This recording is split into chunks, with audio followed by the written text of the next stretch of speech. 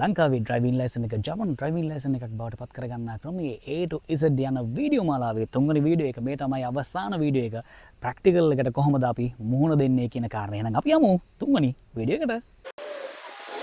හරි මේ වීඩියෝ එකේ මම අනිවාර්යයෙන්ම ඔයාලට කියලා දෙන කාරණයක් තමයි කොහොමද අපි ප්‍රැක්ටිකල් එක්සෑම් එකට මුහුණ දෙන්නේ කියන එක සහ එයාලා බලන්නේ මොන වගේ පොයින්ට්ස්ද කියන එක. ඉතින් විශේෂයෙන්ම මතක් කරන්න ඕනේ මේ රියදුරු බලපත්‍රය ලබා ගන්න යන මොහොතේදී ඔබේ පිළිවෙල, ඔබේ හැසිරීම සහ ඔබේ විනය කියන එක අනිවාර්යයෙන්ම මෙයාලා නොකියුවට බලනම පොයින්ට් එකක් බවට පත් වෙනවා. මොකද ජපානයේ කියන්නේ විනය අතින් ඉහළම තැනක තියෙන රටක්. ඒ නිසා එයාලා අනිවාර්යයෙන්ම ඔබ රියදුරු බලපත්‍රය ලබා ගන්න මොහොතේදී ඔබේ හැසිරීම කොහොමද, ඔබ ඉන්නේ කොහොමද, ඔබ අන්තිමට කතා කරන්න කොහොමද, ගනුදෙනු කරන්න කොහොමද, ඔබේ වැඩේ වුණාට පස්සේ ඔබ ඔබේ පාඩුවේ එතනින් ඉවත් වෙනවද නැත්නම් එතන කතා කර දඟල ඉන්නවද කියන කාරණා පිළිබඳවත් මෙයාලා බලනවා. ඒ නිසා මතක තියාගන්න ඔයාගේ විනය 100%ක් හොඳින් තියාගත යුතුමයි ප්‍රැක්ටිකල් එක්සෑම් එකට මුහුණ දෙන අවස්ථාවේදී.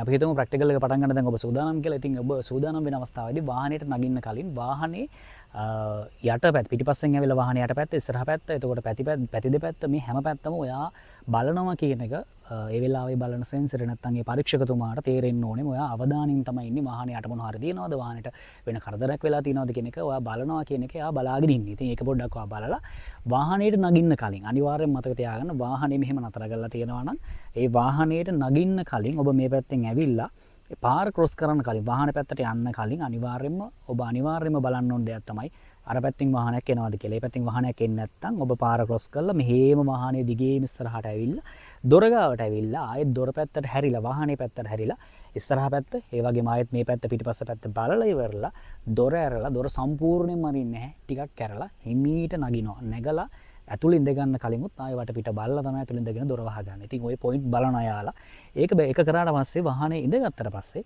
ඔබ අනිවාර්යයෙන්ම ඔබේ සීට් එක හදා ගන්න ඕනේ. සීට් එක යටින් ඉස්සරහට පස්සට කරගෙන ඔයා හේතු වෙන කොටස හදාගෙන බැලන්ස් කරගෙන සීට් එක හදාගෙන ඉවරලා සීට් එක හදාගෙන කම්ප්ලීට්ලි ඉවරුණාට පස්සේ මැද කණ්ණාඩිය ඊට පස්සේ දෙපැත්ත සයිඩ් මිරර්ස් වාහනේ ස්ටාර්ට් කරන්න නැතුව හදන්න පුළුවන් නම් එහෙම හදන්න. ස්ටාර්ට් කරලා හදන්න ඕන නම් මැද කණ්ණාඩිය අනිවාර්යයෙන් ඉස්සලා හදලා සීට් බෙල්ට් එක දාගන්න. සීට් බෙල්ට් දාගෙන අනිත් අයට සීට් බෙල්ට් එක දාගන්න කියලා කියන්න. සීට් බෙල්ට් එක දාගන්න කියලා ආරාධනාවක් කරන්න. તો එයාලා සීට් බෙල්ට් දාගෙන තියෙන කියලා කියනවා.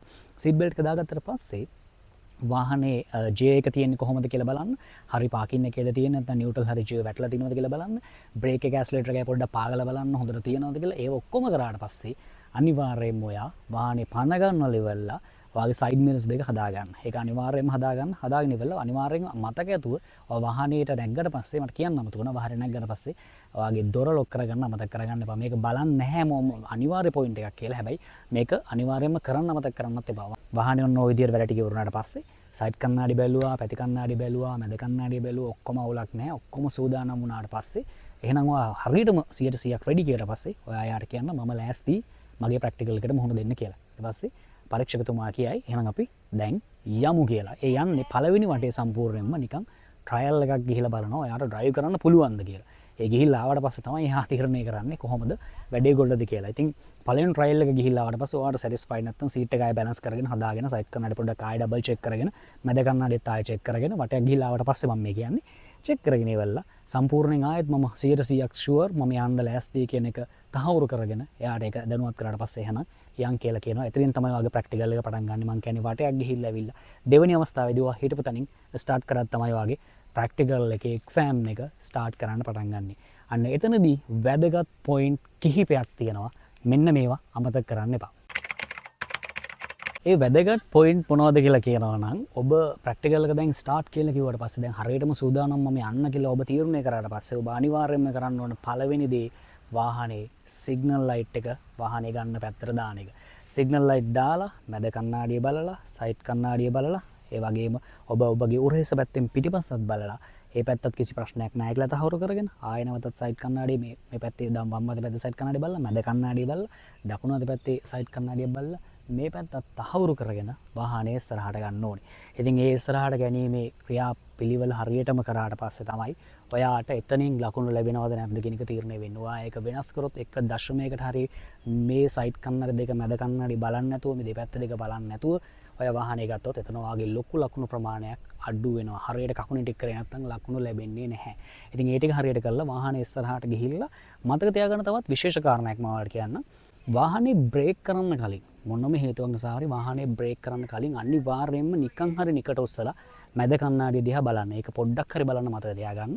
මොකද ඒකෙන් යාලා බලනවා ඔයා එකපාර බ්‍රේක් කරද්දි පිටිපස්සෙන් වාහනයක් ඇවිල්ලා වැදුනොත් අනතුරක් සිදු වෙන්න පුළුවන් හින්දා එයාලා අනිවාර්යෙන් බලනවා වාහනේ බ්‍රේක් කරන්න කලින් මැද කණ්ණාඩිය බලලා ඔයා ඒක තහවුරු කරගත්තද කියන කාරණේ පොඩ්ඩක් හරි බලලා බ්‍රේක් එකට කකුල තියන්න කලින් බලන්න. මොකද ඔයා බ්‍රේක් එකට කකුල තිබ්බද නැද්ද කියන එක එයා හොඳටම දන්නවා. ඒ පැත්තේ ලයිට්ස් පත්තු කරන්න හදලා තියෙනවා. ලයිට්ස් වලින් උත් දන්නවා සහ එයාගේ පැත්තේ බ්‍රේක් එකක් තියෙනවා. ඒ නිසා එයා එක්කොට මේ ඔක්කොම දේවල් එයා දන්නවා.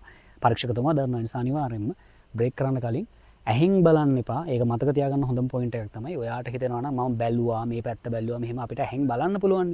එහෙම බෑ. ඔළුව උස්සලාම ඔයා බලන්න ඕනේ. ඉතින් මේ විදිහට වාහනේ ඉස්සරහට අරගෙන වාහනේ ඉස්සරහට යන ගමන් ඔයාට ට්‍රැක් එකක් දෙනවානේ රියදුරු බලපත්‍රයේ සඳහා ප්‍රැක්ටිකල් වලට යනකොට මෙන්න මේ ට්‍රැක් එකේ කියලා තියෙනවා. අපි හිතමු මේ ට්‍රැක් එකට අදාළව පළවෙනියෙන් පටන් ගන්න තැනකට ලේන් එක මාරු කරන්න තියෙනවා.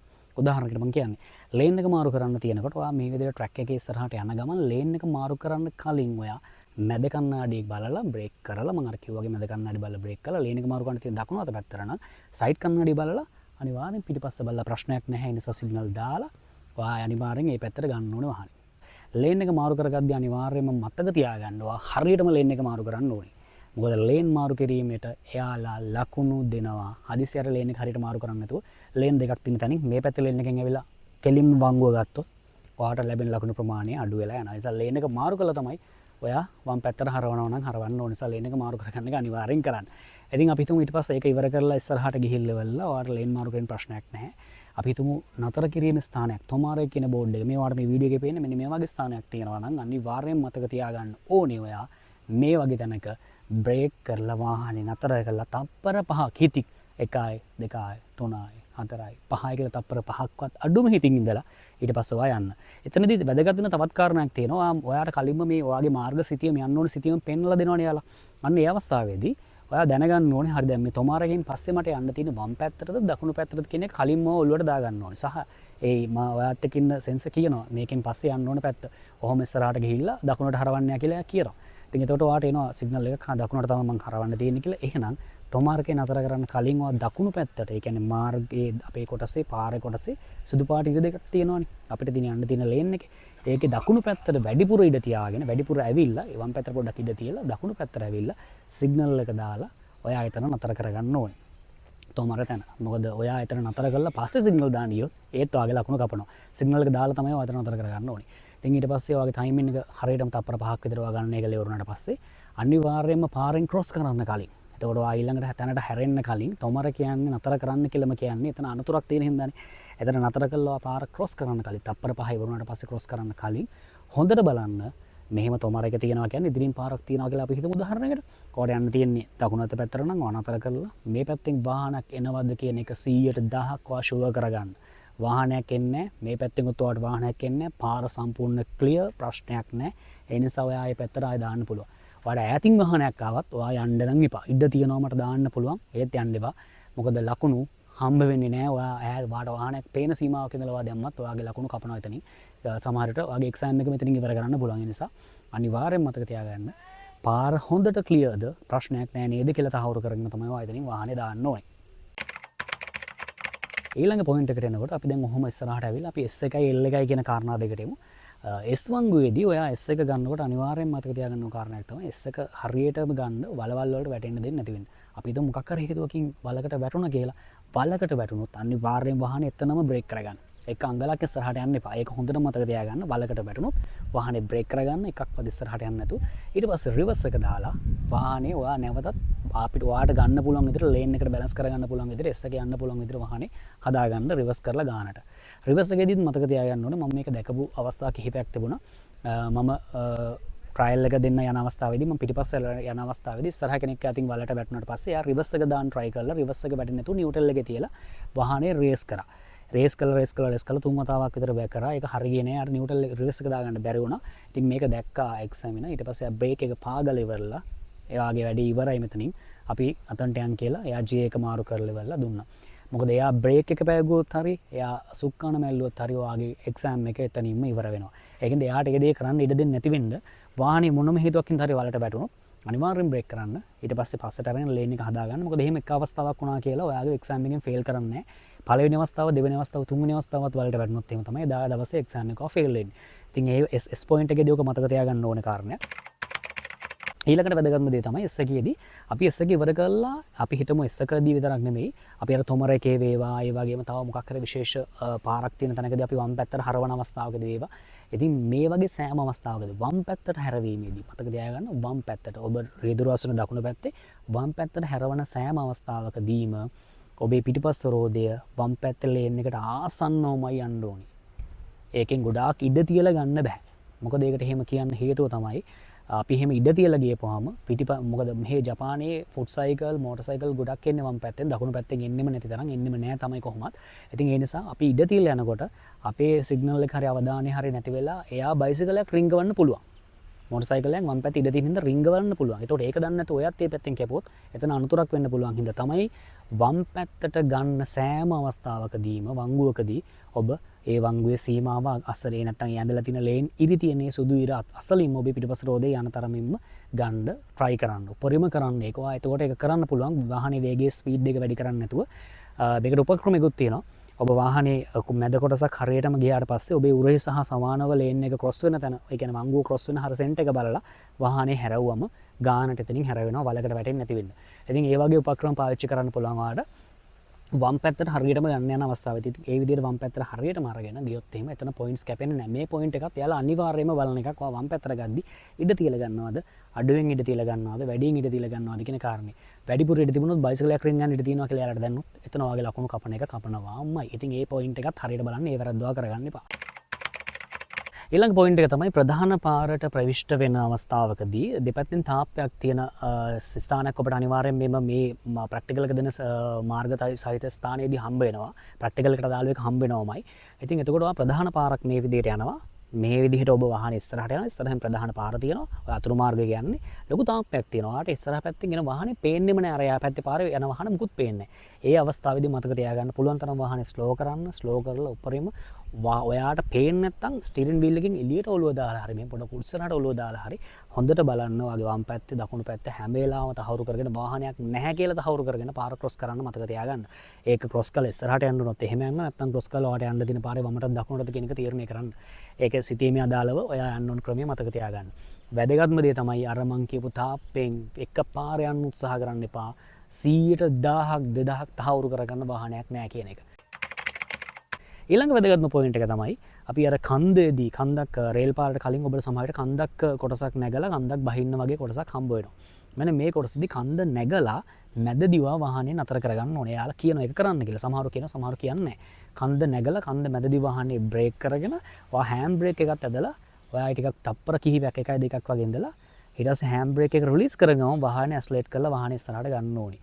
ඔයා යම් හේකින් ඒ අවස්ථාවේදී ඔයා වටපිට බලලා හරි මොකක් හරි කරලා ඔයා ෂොක් වෙලා මොන හරි වෙලා ඔයා හෑන්ඩ් බ්‍රේක් එක පාත් කරගන්න බැරුව රේස් කරවුවොත් ෆේල්. අපි තුමු හෑන්ඩ් බ්‍රේක් එක පාත් කරලා රේස් කරන්න කලින් වාහනේ පස්සට ගියොත් ඒත් ෆේල්. ඔයාට වාහනේ කන්ට්‍රෝල් කරගන්න බැරි වෙනවා කියන එක යාට අහුරු කරගන්නවා. ඒ නිසා ඒක මතක තියාගෙන හරියට කන්ට්‍රෝල් කරලා වාහනේ ඉස්සරහට අරගෙන වාහනේ එතනින් අයින් කරගෙන ඉස්සරහට යන්න ඕනේ.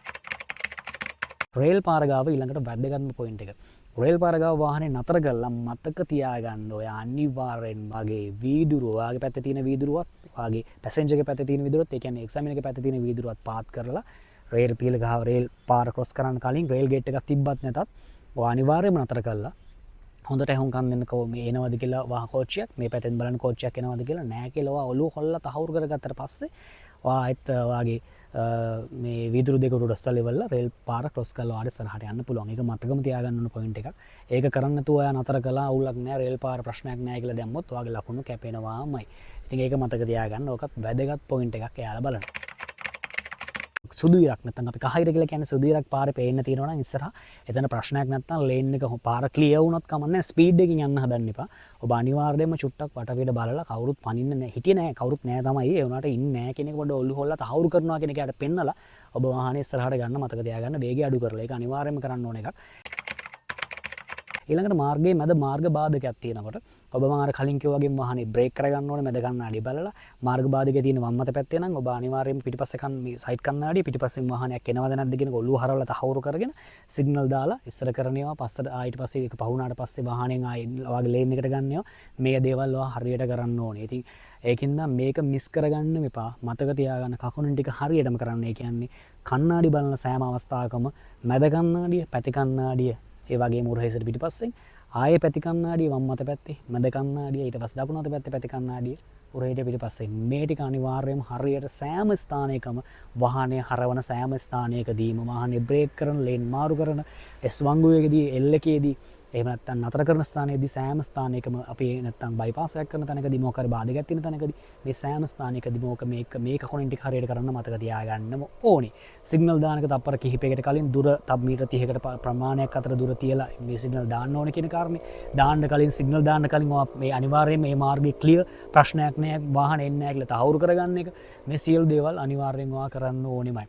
අවසානයේදී මම ඔයාලට කියන්න හදන්නේ මේ සම්පූර්ණ දේවල් කරලා හරියටම ඩ්‍රයිවිං එක්සෑම් එක පාස් වෙලා ඔක්කොම කරලා තියලා වාහනේ නතර කරන තැන ඔයාට මෙහෙම සීමාවක් තියෙනවා. ඒ සීමාව පන්නන්න නැතුව, සීමාවට ඈතත් නැතුව, සීමාව ළඟ වාහනේ නතර කරන්න අමතක කරන්න එපා. හරියටම ළඟ වාහනේ නතර කරගන්න. ඒක ඔයාට බලා ගන්න පුළුවන්. ඔයාගේ ස්ටියරින් වීල් එකේ මෙහෙම අල්ලගත්තට පස්සේ ස්ටියරින් වීල් එක වම් අත පැත්තේ හරි උල්ල කෙලින්ම ඔයාට මේ හරි උල්ල කෙලින්ම ඔයා හරියටම ගාන මැනගත්තොත් එහෙම හරියට මේ ඉර ගාවට එනවා කියන එක ඔයාට ඔළුවෙන් හදා ගන්න පුළුවන්. ඉතින් ඒක හරියටම කරන්න. එතනත් ලකුණු ගොඩක් හම්බ වෙනවා. ඒක හරියට කරේ නැත්නම් ලකුණු ප්‍රමාණය කැපෙන්න පුළුවන්. ඉතින් ඒකත් ඉවරුනාට පස්සේ ඔයාලා හිතන්න එපා මම එක්සෑම් එක පාස් කියලා. ඊළඟ වැදගත්ම කරන්න ඕන තමයි ඔයා ඔක්කොම ඉවරුනාට පස්සේ හරි වාහනේ පාකින් එකට දාලා ඊට පස්සේ මැද කණ්ණාඩිය ආයෙත් බලලා පැති කණ්ණාඩි ටික බලලා එන්ජින් ප්‍රශ්නයක් නැහැ එන්ජින් එක ඔෆ් කරලා සීට් බෙල්ට් එක ගලවලා එයාට ස්තුති කරලා ඒ වගේම ඔයා දොර ලොක් එක ඇරලා පිටිපස්සේ ඉන්නවා නම් එයාට ඉන්න කෙනාට ස්තුති කරලා එයා බහැලා ගියාට පස්සේ ඔයා වාහනයෙන් එහෙනම් හරි මම ඉවරයි කියලා ස්තුති කරලා ඉවරලා සීට් එක පස්සට අරගෙන දොර අරින්න කලින් මෙහෙම දොර අරින්න කලින් ඔයා මැද කණ්ණාඩිය පැති කණ්ණාඩි සහ මෙහෙම පැත්ත බලලා වාහනයක් එන්නේ නැහැ කියලා තහවුරු කරගෙන දොර ටිකක් ඇරලා ඊට පස්සේ එළියට බහැලා සම්පූර්ණයි දොර සම්පූර්ණයෙන් වහලා පිටිපස්ස පැත්තෙන් ගිහිල්ලා ඔයා අනිවාර්යෙන්ම ඔයාගේ මේක ඉවර කරන්න ඕනේ. මේ කරුණු එයා දශමයක් නෑර බලනවා. ඔයා ඉවරයි කියලා දරස් ගාලා දොර ඇරලා බැස්සොත් ඔයා වැඩි ෆේල්. ඒක කරන්න එපා. අනිවාර්යෙන් හොඳට පොයින්ට්ස් ටික බලලා වාහනේ නවද නැද්ද කියලා තහවුරු කරන එක බහිනවා කියන එක කරන්න. පොඩි ඇක්ට් එකකුත් තියෙනවා මෙතන. හැබැයි ඇක්ට් එකක් නෙමෙයි. මේක හරියට බැලුවොත් මේක හරියට පුරුදුනොත් අපිට ආරක්ෂාකාරීව ජපානයේ රිය ධාවනය කරන්න පුළුවන් කියන එක තහවුරු වෙලා තියෙනවා සහ කරන්න පුළුවන්. ඉතින් ඒක අනිවාර්යයෙන්ම කරන්න. ඉතින් ඒක ඉවර වුණාට පස්සෙත් මම අර කලින් මුලදිම කිව්වා වගේ ඉවරයි කට්ටියත් එක්ක කතා කරලා මට මේක වුණා මේක බැරුණා මෙහෙම වුණා කියලා එතන කෑග ගහින් නැතුව ඔයා ඒක ඉවර කරාට පස්සේ ඔයාගේ පාඩුවේ බෑග් එකක් හරි තියෙනවා නම් ඔයාට එතනින් අරගෙන ඔයාගේ වාඩි වෙලා ඉන්න පුළුවන් තැනකට යන්න කියලා කියයි. එතනට යන්න. එතන කෑග ගහ විහිළු තහළු කර කට්ටියත් එක්ක මේක වුණා මට මේක කරගන්න බැරුණා කියන දේවල් කතා කර ඉන්න එපා. එයා ඒව බලනවා. ඔයාගේ විනය අනිවාර්යෙන්ම බලනවා. ඉතින් ඒ පොයින්ට් එකත් මතක තියාගන්න. තව වැදගත්ම පොයින්ට් එකක් මට මිස් වුණා කියන්න. ඒ තමයි ඔබ වෙන කෙනෙක් ඩ්‍රයිව් කරන ගමන් පිටිපස්සේ අසුනේ වාඩි වෙලා යනවා නම් හෝ ඔබ ඩ්‍රයිව් කරන ගමන් තව කෙනෙක් පිටිපස්සේ අසුනේ වාඩි වෙලා යනවා නම් ඒ ඔබ සහ ඒ කෙනාව දන්න කෙනෙක් වුණොත් ලංකාවේ කෙනෙක් වුණොත් කිසිම හේතුවකට එයත් එක්ක වාහනේ ඔය එක්සෑම් එක වෙලාවේ කතා කරන්න එපා.